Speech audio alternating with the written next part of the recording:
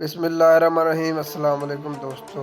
औरंगज़ेब आलमगीर जो कि बरसगीर पर आधी सदी से ज़्यादा हुकूमत करके गया है, आइए इनके बारे में अहम मालूमात आपको देते हैं। नाज़रीन, अबू मुज़फ़्फ़र मुहियुद्दीन मोहम्मद औरंगज़ेब आलमगीर की पैदाइश 4 नवंबर 1658 में गुजरात में पैदा हुए और 3 मार्च 1707 में इनकी वफ़ात हुई। औरंगज़ेब आलमगीर ने बरसगीर पर आधी सदी से ज़्यादा हुकूमत की और तब से लेकर आज तक किसी भी हुक्मरान ने इतनी लंबी और तवील हुकूमत बरसगीर पर नहीं की।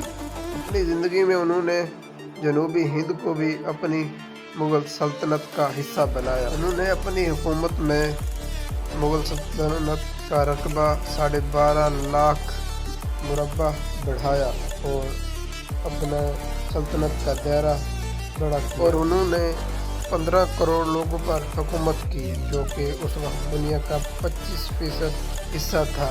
और उनके औरंगज़ेब के दौर में भारत की सरहद जितनी वसी और नरीज़ थी, आज तक इतनी नहीं। इतिहास को देखा जाए तो शाहजहां ने औरंगज़ेब को 1634 में तखन का सूबेदार भी मुंतखब किया, फिर दूसरे कई सूबों का गवर्नर भी बनाया गया। इसी दौरान शाहजहां ने अपने बेटे दाराशिकोह को मुग़ल सल्तनत का कामकाज सौंपना शुरू कर दिया और वो उसी को अपना जानशीन मुकर्रर करना चाहते थे, जो कि औरंगज़ेब आलमगीर को नहीं पसंद था। 1652 में शाहजहां बीमार हुआ और ऐसा लगने लगा कि शाहजहां की मौत होने वाली। इसी दौरान दाराशिता और औरंगज़ेब के दरमियान तख्त को लेकर कशमकश शुरू हो गई।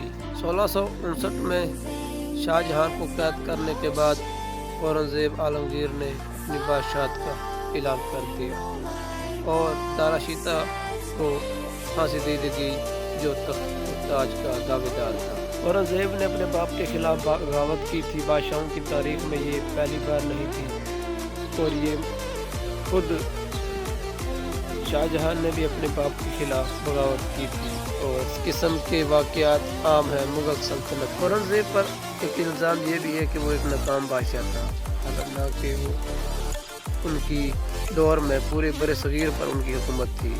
हालांकि तारीख़ में मुग़ल सल्तनत कभी भी इतनी बड़ी नहीं हुई और दस्तूर उन पर लिखती हैं कि औरंगज़ेब को एक कच्ची कब्र में दफन किया गया है और उनके बरअक्स शाहजहां को एक पक्की कब्र, जो कि दरबार में ताज महल में मौजूद है, वहाँ दफन किया गया। उम्मीद करते हैं आपको हमारी ये वीडियो अच्छी लगी होगी। मज़ीद वीडियो के लिए चैनल को सब्सक्राइब कर लें, पेज करें तो फॉलो कर लें। शुक्रिया।